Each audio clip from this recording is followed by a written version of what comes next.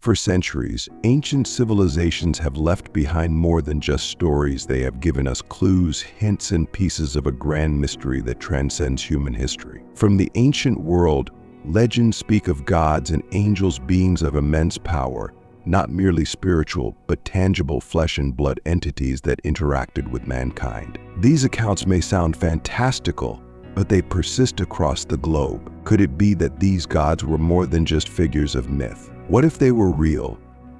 Beings who walked the earth, imparting their knowledge and influencing humanity's destiny. Among the earliest of these civilizations, the Sumerians knew them as the Anunnaki. But who were they really? What did they want? And how did they shape the very fabric of human existence?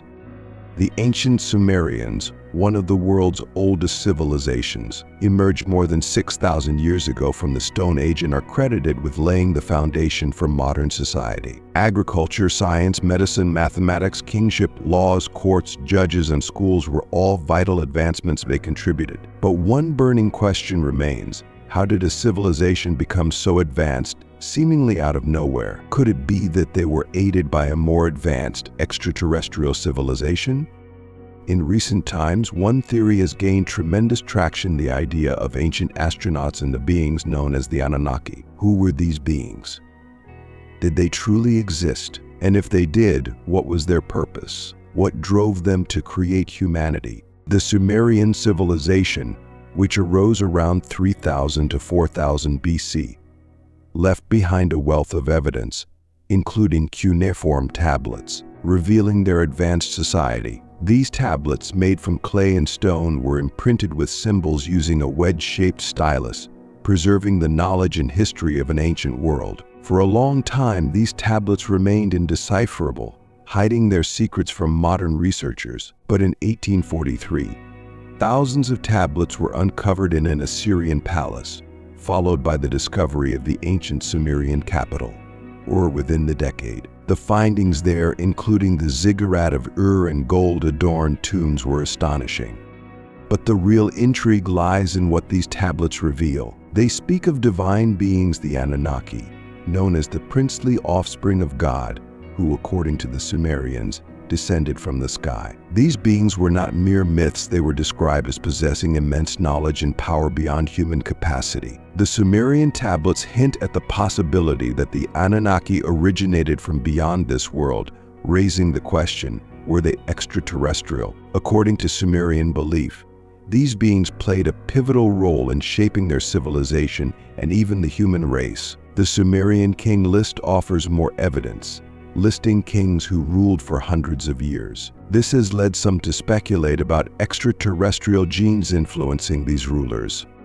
The Sumerian king list is a remarkable ancient text that describes a time when gods ruled for thousands of years. It records that after kingship descended from heaven, it was in Eridu, where Enlil ruled for 28,800 years and Al-Ajar for 36,000 years, both reigning for a combined 64,800 years. Even more astonishing is the fact that the earliest king list details 8 kings who ruled Earth for a total of 241,200 years. These kings reigned from the time the kingship descended from heaven to the time of the Great Flood. After this catastrophic flood, the kingship descended once again from the heavens. Could the Sumerian kings have lived for hundreds or even thousands of years? Were they truly our extraterrestrial ancestors? Some believe these questions were answered decades ago.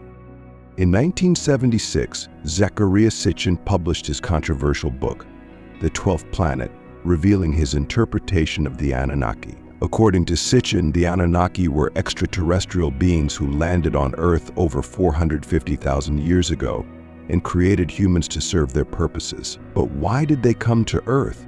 And what did they want with humanity? Sitchin hypothesized that the Anunnaki came to Earth to mine gold and engineered humans to carry out this labor.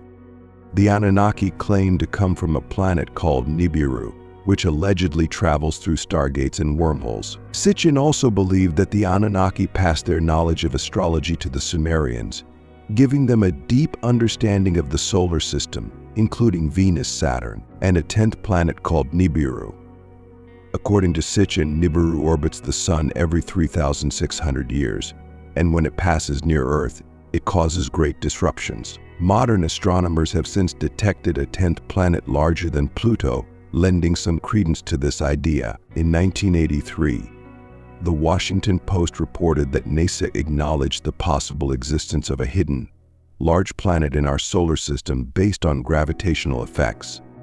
Some believe that the Anunnaki came from Nibiru to mine gold, using it to create a shield for their planet. But the questions remain: who exactly were the Anunnaki? Why did they intervene in human history?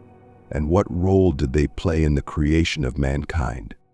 The term Anunnaki comes from Anu, the chief god of the sky, and Anunnaki simply means the children of Anu, or it can be also translated as those who came from the sky. The three most prominent figures in the Anunnaki pantheon are Anu and his two sons. The half-brothers Enlil and Enki. Anu was the supreme god and ruler of the Anunnaki, and was believed to reside in heavens, overseeing the actions of the other gods. Enlil was the god of the air and storm. He was the firstborn son of Anu and his rightful heir, so his role on Earth was as the enforcer of his father's will. In a way, he was the main ruler of the planet. Enki was the second son of Anu. He was the god of knowledge, wisdom, and creation.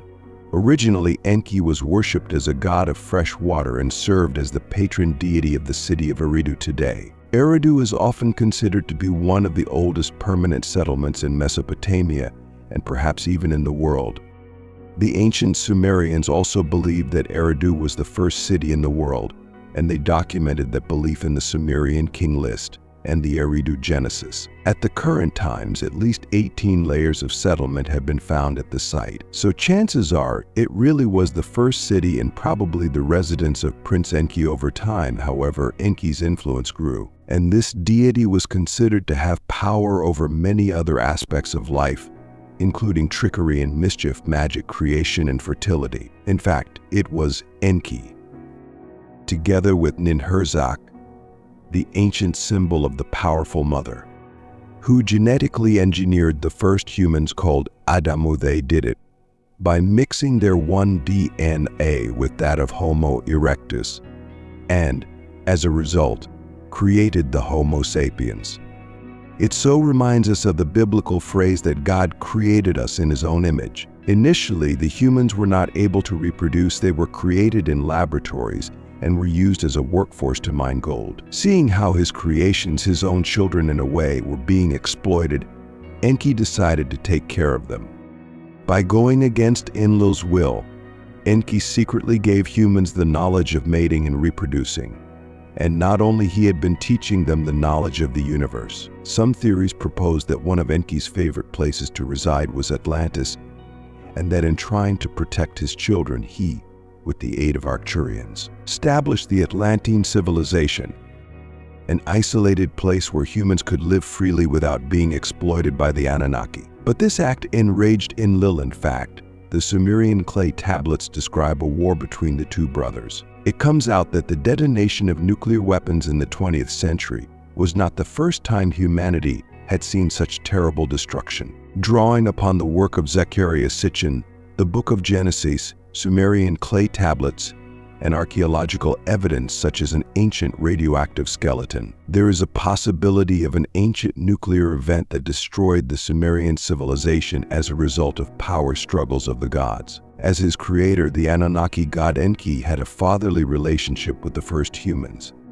But Enlil, who was acting as a sole commander of Earth, was enraged at his brother Enki for spoiling the Anunnaki bloodlines through interbreeding. This shift imposed a blackout not only of the very human nature of the Anunnaki gods, but also of humanity's own ancient past on Earth. There is a theory suggesting that two of Enlil's attacks against the Enki clan and humanity are described in the stories of the Deluge and the Tower of Babel, his final attempt, after coursing the assembly of the gods and devoting guests, was the nuclear bombing of 5 cities of the Jordan Plain, including Sodom and Gomorrah, which resulted in the destruction of the Sumerian civilization and the Anunnaki's own civilization on Earth, including their space port in the Sinai. The Terra Papers tell us that after the war, Enki was exiled from the planet. However, he still continued to teach humanity spiritual knowledge and to aid them in their development. The Anunnaki were known in ancient Babylon as Sire,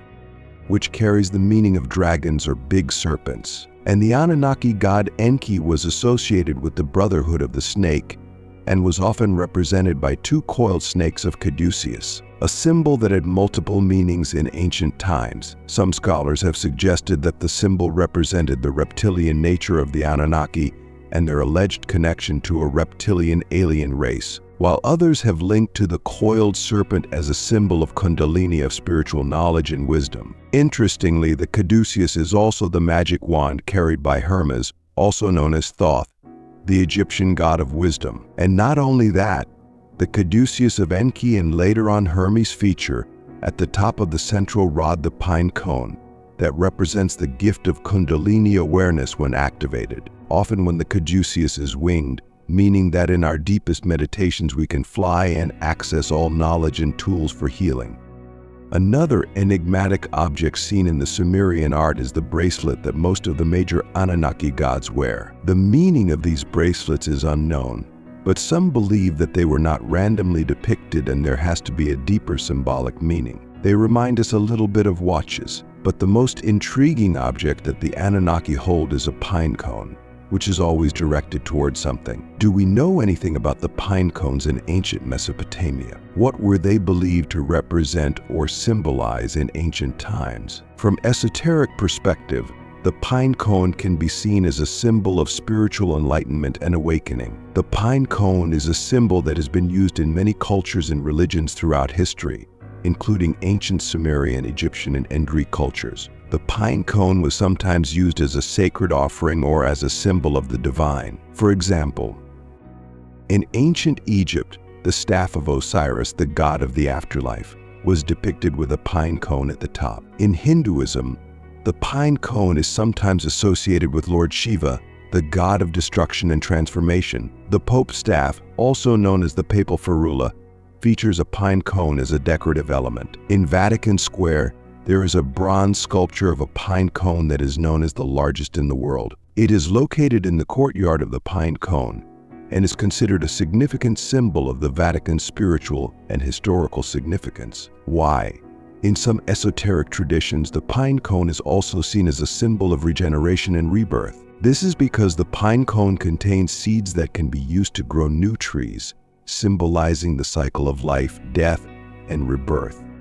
Cuneiform pine trees are one of the oldest plant genera on the planet, having existed much longer than all flowering plant species combined. Pine cones, the evolutionary precursor to flowers, have spines that spiral in perfect Fibonacci sequence, similar to the sacred geometry of a rose or a sunflower. In most of the ancient cultures, the pine cone was associated with the pineal gland, likely due to the pineal gland's pine cone-like shape. The pineal gland, named after a shape like a pine cone, is located at the geometric center of our brain and is closely linked to our perception of light. It is a small endocrine gland responsible for producing secreting melatonin, which regulates sleep-wake patterns and circadian rhythms, receives more blood flow than any other area of the body except the kidneys, and is uniquely isolated from the blood-brain barrier system. The pineal gland is also associated with spiritual and mystical experiences and has been referred to as the third eye in some spiritual traditions or the seat of the soul. It is said to be the gateway to a higher state of consciousness and spiritual experiences. Rick Strassman, a psychopharmacologist, believes that the third eye is the source of psychedelic DMT in our bodies.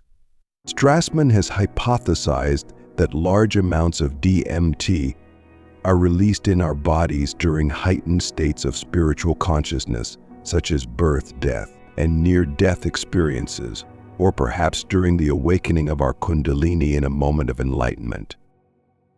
Synthesized DMT or plants containing DMT are often used as recreational psychedelics or in shamanic seranes, such as the ayahuasca ceremony originating in South America. DMT users often report intense experiences of spiritual awakening, contact with entities of supernatural or spiritual origin, and the dilation or compression of time. And what is interesting is that among the reports of thousands of users experiencing ayahuasca, the serpent is documented as the most commonly appearing archetype in their spiritual visions. The pine cone is a special symbol because the spiral pattern found in pine cones is known to contain the golden ratio, also known as the divine proportion. The golden ratio is a mathematical proportion that is found throughout nature and is associated with beauty, harmony, and balance. In the case of the pine cone, the spiral pattern is created by a series of spirals that curve in opposite directions, forming a distinctive pattern that closely follows the golden ratio. The golden ratio is part of the sacred geometry, which is often seen as a way of revealing the blueprint of creation, as it is believed to tap into the fundamental principles and patterns that underlie the universe. So now it is even more evident that the pine cone that the Anunnaki were holding was not there by chance, but in fact it symbolizes sacred knowledge, the blueprint of creation of the whole universe, and carries the message of spiritual awakening and enlightenment that can be achieved through the activation of the pineal gland. And so it comes out that the Anunnaki not only created humans as slaves, they also played a role in the evolution of human consciousness, helping humans to access and cultivate their spiritual potential. By their genes with that of Homo erectus, they also encoded in our DNA sacred knowledge of the universe and of the source of everything. Knowledge that throughout history we have deeply forgotten. But it is still there, planted somewhere in our DNA, and we still have the ability to remember it and activate it. Other intriguing traits associated with the Anunnaki include the mysterious bag depicted in ancient artwork, which some researchers believe was a container for the water of life, a substance used in the Anunnaki's genetic experiments on humans and animals. Or what if they were carrying the seeds inside them? The bags held by the Anunnaki in ancient Mesopotamian art could have represented a variety of different things. One interpretation is that the bags may have represented the Anunnaki's role as keepers of the secrets or keepers of the knowledge. In this interpretation, the bags could be seen as containers for advanced knowledge and technology, representing the Anunnaki's role as the guardians and protectors of ancient wisdom. Elsewhere, the hanged bag image shows up with striking similarities in two stone reliefs, one made by the Assyrians of ancient Iraq sometime between 880 and 859 BC, and the other made by the Olmecs of ancient Mesoamerica sometime between 12,400 BC. In both of these images, a man-like figure carries the hanged bag in his hand as if it were a basket or purse. When used in Assyrian art, it is said the purse holds magic dust, probably symbolizing the fertilization of Earth by the Anunnaki. After all, they were believed to be the creators of our planet. In contemporary times, the Anunnaki are often depicted as the equivalent of the creator god in the Old Testament. But could there be evidence of the Anunnaki's existence in ancient texts such as the Bible, in archaeological discoveries? And how would we know for certain? There are various mentions of extraterrestrial encounters in the Bible, including descriptions of vehicles such as clouds, pillars, and dwellings, and references to UFOs as flying furnaces and burning bushes. The book of Genesis also mentions the sons of God having offspring with human females, resulting in hybrid beings known as the Nephilim. They're described as possessing a cloak or garment that gave them powers similar to those of the Anunnaki of Sumeria. Ancient texts such as the ones Zecharia Sitchin was deciphering imply that the Anunnaki owned the Garden of Eden.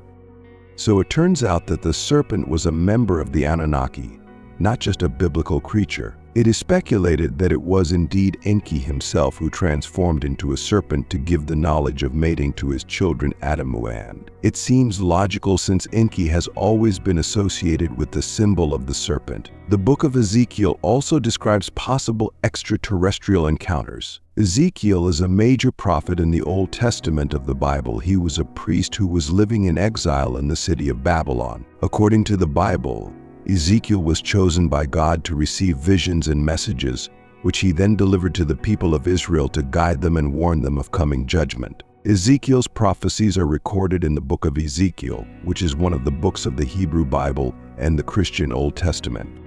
According to Ezekiel's book, He had a vision of being with wings that moved and made tremendous noise and a wheel that moved without making a steering movement. At first, Ezekiel thought that what he saw was God, and he fell to the ground to pray. However, he later realized that it was not God and described what he saw. These descriptions bear a striking resemblance to what modern-day UFO sightings look like. Some researchers have speculated that being with wings could be a representation of extraterrestrial spacecraft, and the wheel could be a depiction of a type of propulsion system that aliens might use. Interestingly, the original Hebrew text of Ezekiel does not mention the word God, but instead refers to the splendor of the highest. In the book of Ezekiel, the splendor of the highest arrives a second time, causing Ezekiel to feel the gravity and giving him a measuring device to measure a building. So can Ezekiel's descriptions be interpreted as evidence of contact with extraterrestrial beings in ancient times? What if it was the same as the Anunnaki?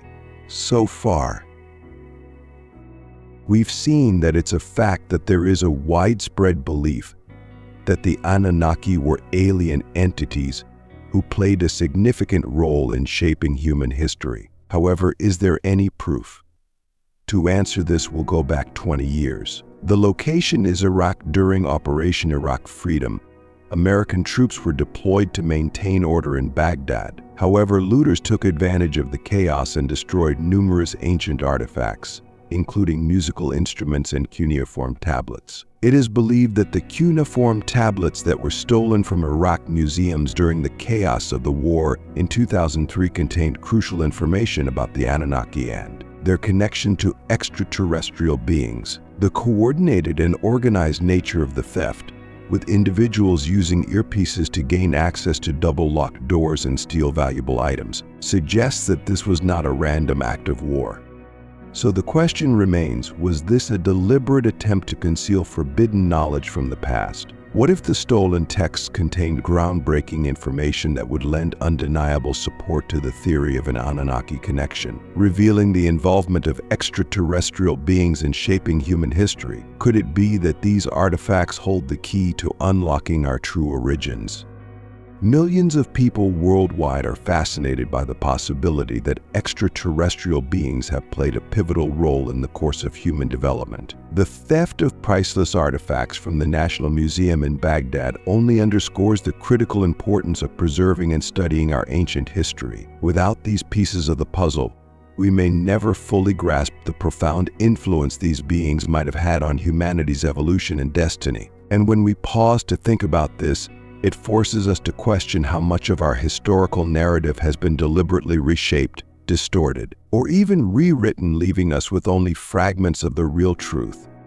The falsification of history has likely impeded human progress more than anything else in recorded history. But imagine for a moment, how would our collective view of history shift if we could confirm the Anunnaki's role in shaping human civilization? What kind of seismic ripple would this send through our current understanding of ourselves, our origins, and our place in the cosmos? If these truths were uncovered, would we need to rewrite history books, and in doing so, revolutionize the way we perceive our very existence? It wouldn't just be the revelation that we are not alone. It would be the stunning realization that we carry sacred divine knowledge within our very DNA. Thank you for watching. If you enjoyed this video and found the information intriguing, don't forget to give it a like, drop a comment below with your thoughts, and subscribe to the channel for more mind-blowing content on ancient history, extraterrestrial theories, and the mysteries of the universe. Hit the notification bell so you never miss an update, and join our growing community as we continue to explore the hidden truths of our past.